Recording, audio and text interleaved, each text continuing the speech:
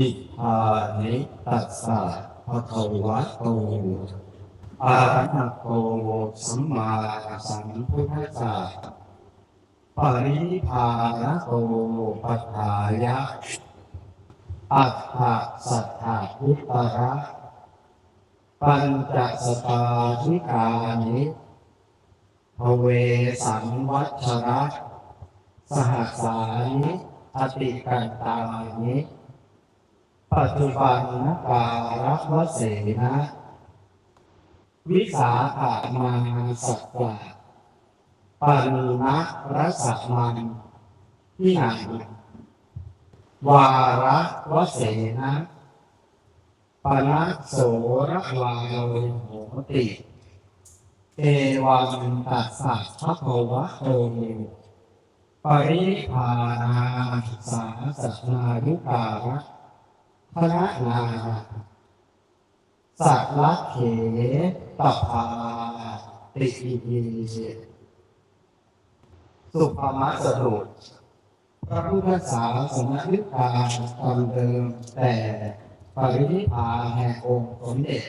พระผู้มีพระภาคอรหันตสัมมาสัมพุทธเจ้าบัดนี้ล่วงแล้ว 2,568 พรรษาปัจจุบันสมัยเดือนพฤษภาคมมาสุรอินทร์ที่11โสระวานพระพุทธศาสนาธิการดำเนินแต่ปรินิพพานแห่งองค์สมเด็จพระผู้มีพระภาคเจ้านั้นมีในอันพึงกำหนดนับด้วยประคารัชนีนะโมตัสสะภะคะวะโตอะระหะโตสัมมาสัมพุทธัสสะนะโมตัสสะภะคะวะโตอะระหะโตสัมมาสัมพุทธัสสะนะโมตัสสะภะคะวะโตอะระหะโตสัมมาสัมพุทธัสสะกาเลนะธัมมัสสวนังเอตัมมังหารังตัมมานิติหิณวโรกาสนี้อาตมาภาพจะได้รับประทานแสดงพระธรรมเทศนาในวิสาขบูชากถาว่าเรื่องวันวิสาขบูชาเพื่อเป็นเครื่องประคับประคองฉลองศรัทธาระดับปัญญาบารมีเพิ่มบุญกุศลบุญญาศีในส่วนธรรมะสวรรค์ใหม่และเพิ่มบุญกำลังใจในสัมมาปฏิบัติแด่ท่านสาธุชนทุกบริษัทที่ตั้งจิตตั้งใจมาประพฤติปฏิบัติธรรมรักษาศีลอุโบสถณวัดธรรมมงคลเขาเป็นวิหารในวันนี้ก็อยากจะขออนุโมทนาบุญในกุศลและเจตนาของทุกท่านที่ตั้งใจมาประพฤติปฏิบัติธรรมโดยเฉพาะญาติโยมที่เป็นขาประจำทั้งหลายเป็นหน้าเป็นตาแต่วันนี้ก็จะเป็นวันที่พิเศษหน่อยญาติโยมก็มาเป็นศาลาเพราะวันนี้เป็นวันสำคัญทางพระพุทธศาสนาเรียกว่าวันวิสาขบูชาทางวัดของเราโดยปกติแล้วก็จะมีการจัดให้มีการปฏิบัติธรรมรักษาศีลอยู่เป็นประจำให้ญาติโยมทั้งหลายนั้นได้มาสวดมนต์ร่วมกันมาถือศีลอุโบสถและได้รับฟังพระธรรมเทศนาอย่างในวันนี้ก็เป็นพระธรรมเทศนาในการแรกของวัดโดยปกติแล้ววัดของเรามีการเทศน์ถึง3 รอบซึ่งถือว่าหาได้ยากท ที่จะมีวัดไหนเทศน์ถึง3 รอบท่านทั้งหลายก็จะได้ฟังธรรมะจากครูบาอาจารย์หลากหลายท่านหลากหลายสำนวนหลากหลายลีลาแต่ละท่านก็มีการเทศน์ที่แตกต่างกันออกไปการเทศน์นั้นถือว่าเป็นสิ่งที่สำคัญไม่ว่ารูปใดท่านใดขึ้นมาเทศน์ก็ถือว่าเป็นบุญของผู้ฟังทั้งผู้ฟังและผู้เทศน์พระพุทธเจ้าท่านตรัสสรรเสริญการเทศน์เอาไว้ว่าการเทศน์นั้นผู้ฟังเทศน์ผู้ฟังธรรมเนี่ยก็จะได้บุญได้ปัญญาคือความฉลาดรอบรู้และความฉลาดตัดแยกก็จะมีอยู่ในมงคลสูตร38 ประการเช่นธรรมะสวนาเตธัมมังไพรุตตมังการฟังธรรมเป็นมงคลประการหนึ่งหรือธรรมะเทศนาเตธัมมังไพรุตตมังการกล่าวธรรมะก็เป็นอุดมมงคลประการหนึ่งและยังมีอีกธรรมะสากัสสะก็คือการพูดคุยธรรมะถามไถ่ตอบปัญหาธรรมะแก่กันและกันก็เป็นอุดมมงคลสูงสุดเพราะธรรมะนี้เป็นสิ่งที่พระพุทธองค์นั้นท่านตรัสสรรเสริญเป็นพิเศษพระพุทธองค์ไม่ว่าจะเป็นพระพุทธเจ้าพระองค์ใดท่านประกาศศาสนาก็จะทรงยกพระธรรมขึ้นไว้เป็นสิ่งสูงสุดเพราะท่านบอกว่ารู้อะไรก็ไม่สู้รู้ธรรมะรู้แล้วละโลกโมโหโสได้รู้วิชาสารพัดสัพพานใดไม่ช่วยใจให้หายเมาเรารู้ธรรมบางคนอาจจะฉลาดแต่ก็ไม่ได้มีความสุขสักทีเดียวก็ยังหาความสุขไม่ได้เหมือนการฟังธรรมะเพราะการฟังธรรมะเป็นการฟังสิ่งที่เป็นสัจธรรมเป็นความรู้ที่มาจากการกับจิตใจของเราโดยตรงท่านบอกว่าการฟังธรรมก็เหมือนอาบน้ำให้หัวใจฟังไปได้ความรู้เกิดสูสารธรรมะก็เหมือนน้ำชำระใจให้ดีจังรู้คอยฟังใจคอยคิดจิตจะสบายพระพุทธองค์ท่านจึงตรัสเอาไว้ว่าสุดสูสังมัคคเทปัญญาผู้ที่ตั้งใจฟังด้วยดีย่อมได้ปัญญาอย่างที่ทุกท่านที่ได้มาฟังในวันนี้เพราะธรรมะนั้นเป็นสิ่งที่มีอานิสงส์หลากหลายประการและโดยเป็นต้นว่าได้ฟังเรื่องใหม่ได้นึกใจเรื่องเก่าได้บรรเทาข้อกังขาได้พัฒนาความคิดได้จิตแจ่มใสใจเบิกบานเพราะฉะนั้นการฟังพระสัทธรรมนั้นนำสุดมาให้ญาติโยมก็จงตั้งใจวันนี้เป็นวันพิเศษเป็นวันวิสาขบูชาก่อนที่เราจะเข้าเรื่องวันวิสาขบูชาเราก็ต้องเข้าใจความหมายของคำนี้เสียก่อนคำว่าวิสาขบูชานั้นหมายถึงการบูชาวันเดือน6เดือนวิสาขซึ่งทางความหมายแล้วชาวพุทธทั้งหลายทราบว่าวันนี้เป็นวันสำคัญเพราะเป็นวันที่องค์สมเด็จพระสัมมาสัมพุทธเจ้านั้นท่านประสูติท่านตรัสรู้และปรินิพพานแต่ต่างปีกันแต่เป็นสิ่งที่น่าอัศจรรย์ว่าวันนั้นตรงกันที่ต่างประเทศวันนี้เนี่ยท่านเรียกว่าวันเบิร์ธเดย์ของพุทธะของพระพุทธเจ้าในอย่างพระอาจารย์ก็เพิ่งไปร่วมงานวันวิสาขะ ที่จัดขึ้นโดยรัฐบาลฮ่องกงเป็นงานระดับชาติท่านก็ใช้คำว่าเบิร์ธเดย์พุทธาสัญลักษณ์ของมหายานทางฮ่องกงท่านเป็นพุทธแบบมหายานท่านก็จะยึดเอาวันเกิดเป็นหลักแต่ของประเทศไทยของเราก็ได้ทราบว่าเป็นวันที่ตรงกับวันประสูติตรัสรู้และปรินิพพานเป็นวันที่มีสาเหตุการสำคัญที่เกี่ยวเนื่องกับองค์สมเด็จพระสัมมาสัมพุทธเจ้า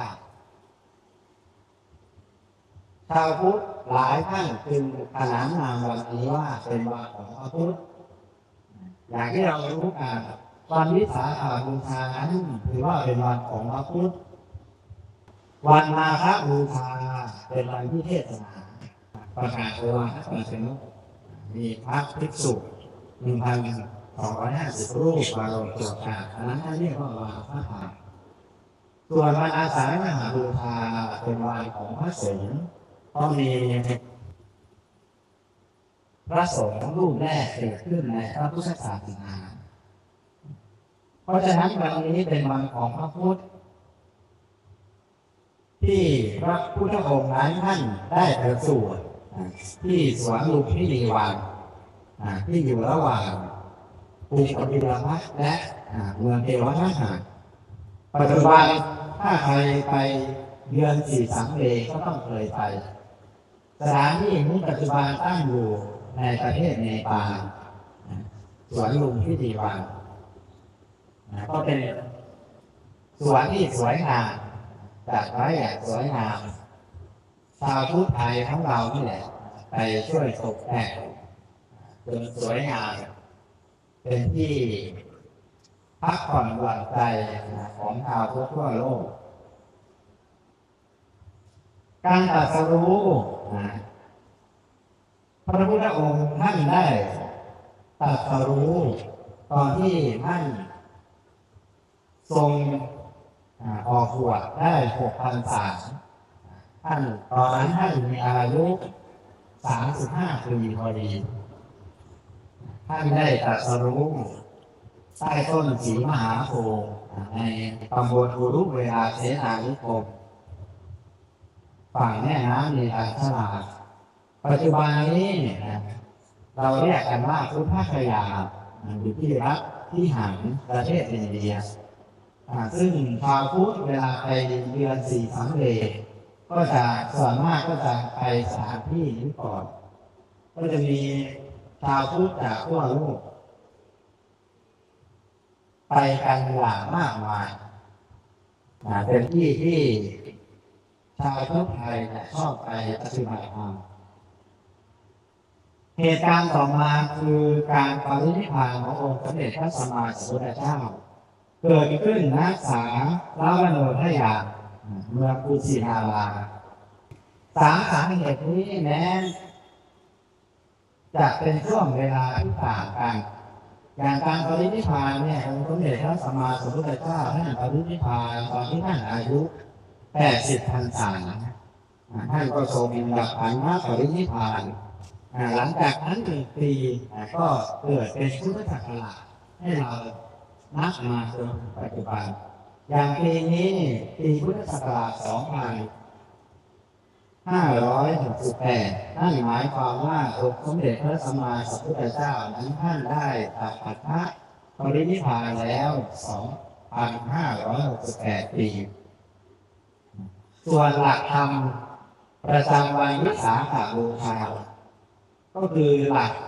อริยสัจ 4ที่องค์สมเด็จพระสัมมาสัมพุทธเจ้านั้นท่านได้ทรงตรัสรู้และก็หลักความไม่เที่ยงแท้ของชีวิตคืออนิจจังทุกขังอนัตตาจากวันวิสาขบูชาเราก็สามารถรับรู้ได้ว่าแม้แต่องค์สมเด็จพระสัมมาสัมพุทธเจ้าผู้เป็นบรมครูของสัตว์ทั้งหลายท่านก็ยังไม่สามารถหนีพ้นสัจธรรมได้ก็ทำให้เรารู้และถึงเตือนตัวเราว่า อย่าได้ประมาทในชีวิตการไม่ประมาทในชีวิตก็คือการหมั่นสร้างความดีสร้างบุญกุศลให้แก่ตัวเองเปรียบเหมือนเสบียงเพราะบุญนั้นเป็นที่พึ่งของเราในโลกหน้าได้เป็นเมื่อไหร่เรานั้นไม่สามารถนำสิ่งใดติดตัวของเราไปได้นอกจากบุญที่องค์สมเด็จพระสัมมาสัมพุทธเจ้าท่านกล่าวไว้ว่าบุญญาวิปัสสโลกัสสมิปฏิภาหัวปีปานี่หนักบุญเป็นที่พึ่งของสัตว์ทั้งหลายทั้งในโลกนี้และโลกหน้าถ้าอยากจะลงตนด้วยความไม่ประมาทก็สร้างบุญสร้างกุศลเอาไว้เหมือนกับการเดินทางไปเราก็ต้องเตรียมเสบียงสำหรับการเดินทางเสบียงนั้นก็คือบุญนั่นถึงเรียกว่าเสบียงบุญท่านบอกศีลเป็นสะพานทางเป็นเสบียงภาวนาเป็นเหมือนตะเกียงส่องแสงในใจเพราะนั้นญาติโยมทั้งหลายก็คือพิจารณาหลักธรรมประจำวันนี้โดยมากท่านจะสอนเรื่องอริยสัจสี่ก็คือทุกข์สมุทัยนิโรธมรรคหลายคนอาจจะรู้สึกว่าเป็นธรรมชั้นสูงที่เข้าใจยากแต่จริงๆแล้วท่านเจ้าคุณพระราชปัญญาวชิโรดมท่านอาจารย์เจ้าคุณล่าของเราท่านได้เคยเทศน์อาตมาจำได้ท่านบอกว่าเรื่องอริยสัจสี่นี่น่าจะตายไม่ใช่เรื่องยากทุกข์ก็คือการเปลี่ยนแปลงท่านบอกจำไหมเอาไปเทศน์ให้ย่างเลยฟังง่ายๆเลยอริยสัจสี่ทุกข์เพราะเปลี่ยนแปลงทุกคนเกิดมาเนี่ยเป็นทุกข์เพราะเปลี่ยนแปลงไม่คงบนหาหรอกไม่มีใครเกิดมาแล้วเป็นหนุ่มได้ตลอดเป็นสาวได้ตลอดก็มีการเสื่อมไปของสังขารสิ่งนี้นั่นเรียกว่าทุกข์จากผิวที่ดีก็เริ่มไม่ดีจากผิวที่เต่งตึงก็เริ่มเหนียวยาตาที่แจ่มใสก็เริ่มฝ้าฟางร่างกายจากที่เคยไปมาไหนได้สบายคล่องแคล่วก็เริ่มลำบากนี่ก็คือสิ่งที่เรียกว่าทุกข์บอกสั้นๆพูดสั้นๆก็คือการเปลี่ยนแปลงส่วนสมุทัยคือสาเหตุแห่งทุกข์ท่านก็อธิบายง่ายๆว่าสมุทัยเพราะว่าเราไม่อยากให้มันเปลี่ยนแปลงทีนี้เรียกว่าสมุทัยเราก็เกิดทุกข์ก็เกิดการพยายามยึดมันเอาไว้ผิวที่เริ่มเหี่ยวเราก็ไปหาสิ่งที่มาประทินพยายามให้มันไม่ให้สิ้นเสื่อมผมที่ขาวเราก็ไปย้อมหรือไปทำเวชกรรมต่างๆฉีดโบท็อกซ์ไปพึ่งเรียกหมอว่าอันนี้ก็คือตัวอย่างอันนี้คือการยึดเพราะพอเรายึดเนี่ยมันยึดได้แค่ชั่วครู่ชั่วคราวพอมันอยู่จุดที่มันไม่สามารถฝืนมันได้เราก็เกิดเป็นความทุกข์ในใจอันนี้คือสมุทัยนิโรธก็คือการดับทุกข์ก็คือการเข้าใจตามความเป็นจริงนั่นเองว่าทุกสิ่งนั้นเปลี่ยนแปลงได้และเราก็จะปล่อยวางจิตใจของเราก็จะสงบสุขส่วนสุดท้ายก็คือมรรค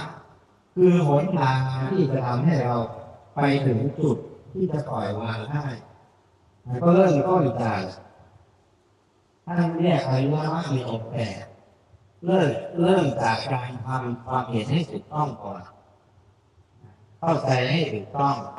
พอเข้าใจให้ถูกต้องเราก็เริ่มจะคิดหรือวางแผนไปในทางที่ถูกที่ควรแล้วก็นำมาสู่การพูดการกระทำที่ถูกต้องประกอบสัมมาอาชีพที่ถูกต้องด้วยสติด้วยสมาธิเนี่ยเขาเรียกหลักของอริยมรรค อย่างที่ทุกท่านทั้งหลาย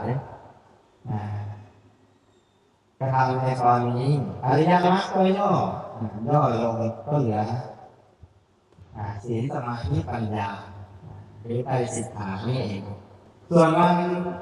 วิสาขบูชาในบริบทโลกนี้ทางสหประชาชาติก็ตั้งให้วันวิสาขบูชาเป็นวันสำคัญทางพระพุทธศาสนาเป็นวันระดับโลกเป็นวันเดียวที่ถือว่าเป็นวันที่ทั่วโลกจะรู้ว่าวันนี้เป็นวันของชาวพุทธก็เหมือนกับวันคริสต์มาสของฝรั่งของศาสนาคริสต์ส่วนของเราก็วันวิสาขบูชานี่แหละท่านเรียกวันวิสาขบูชาโลก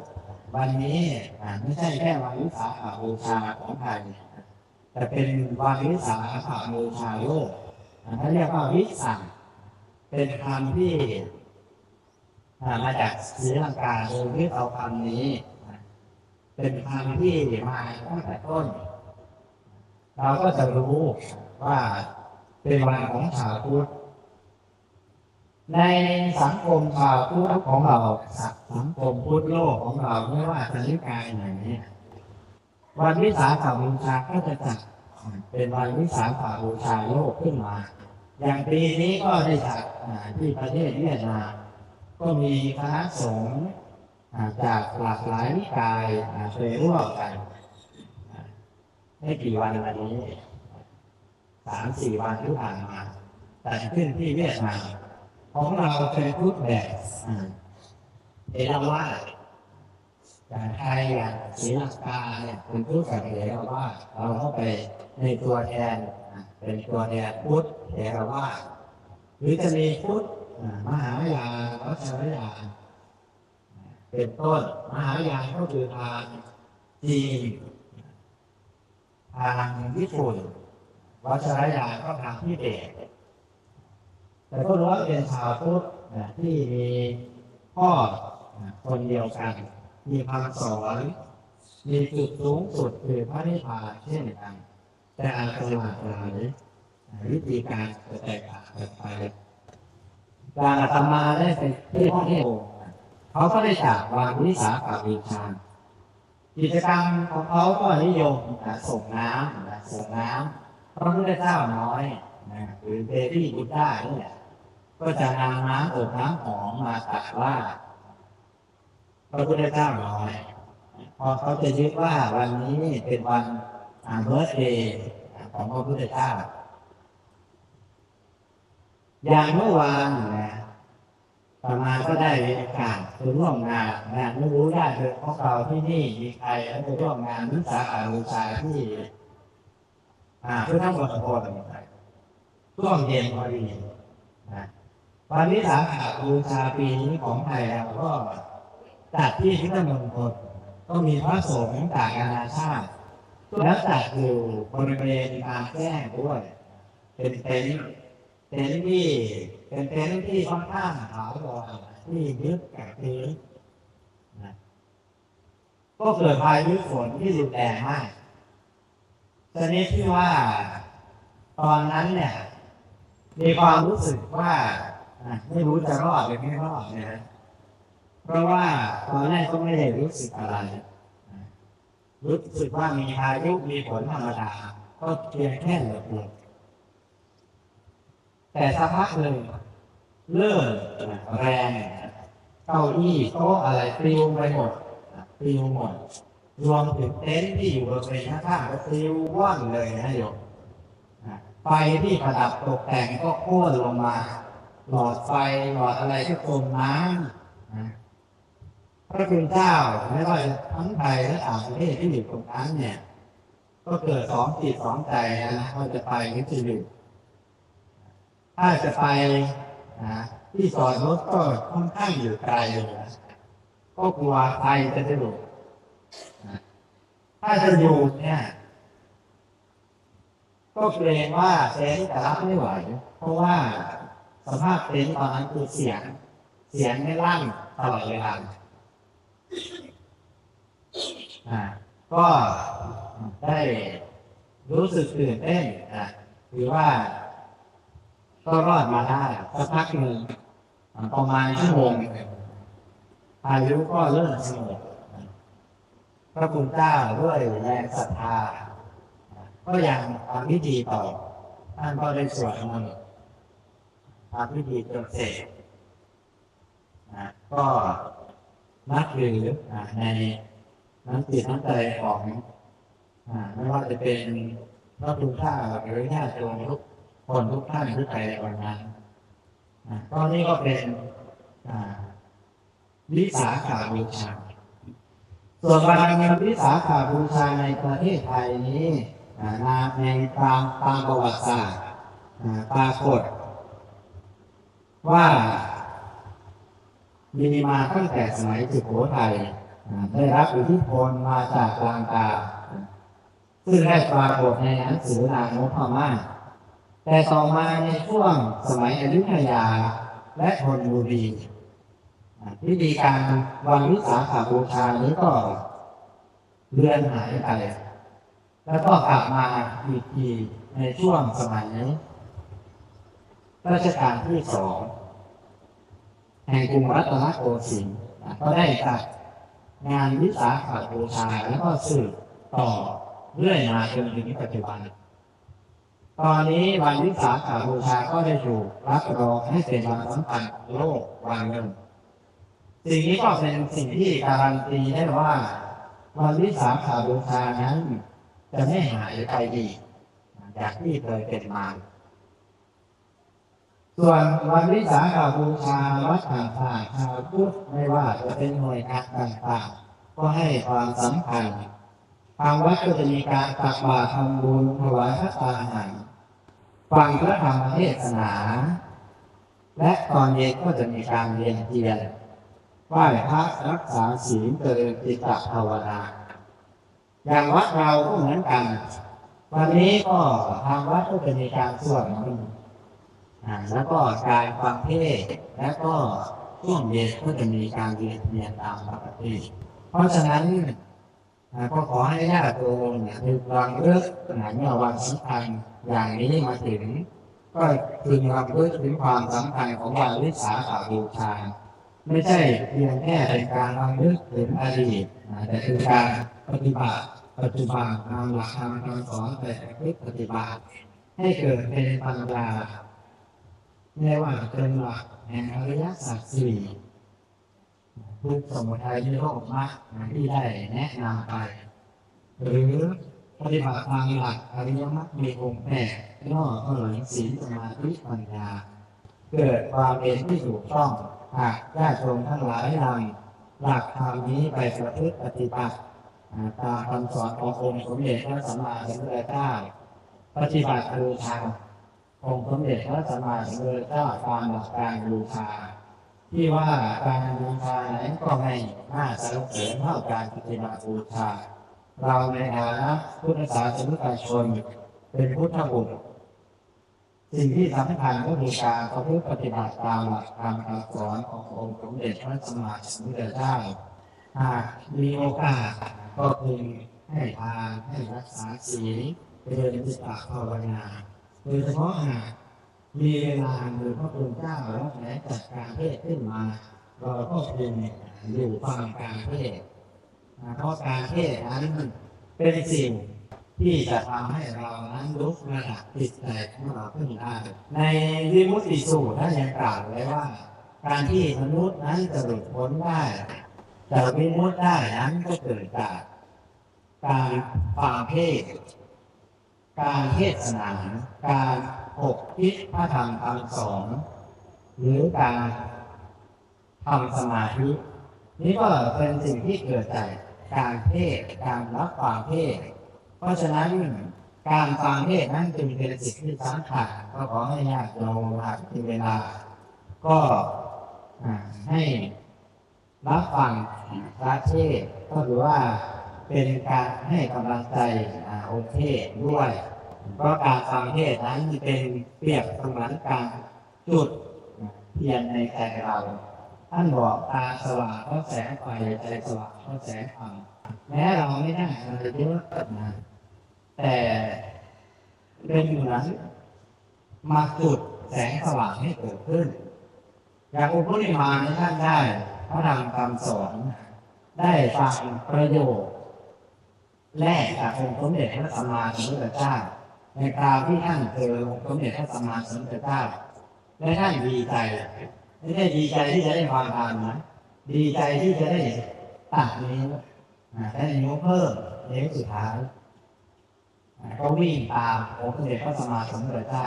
แต่องค์สมเด็จพระสัมมาสัมพุทธเจ้าท่านก็ได้กล่าวพระธรรมสั้นๆว่าเราหยุดแล้วแต่ท่านไหนผมเพิ่งมาก็เกิดความสงสัยหยุดยังไงก็จะเป็นเรื่องอยู่วิ่งตามยังไงก็วิ่งไม่ทันท่านก็ได้อธิบายว่า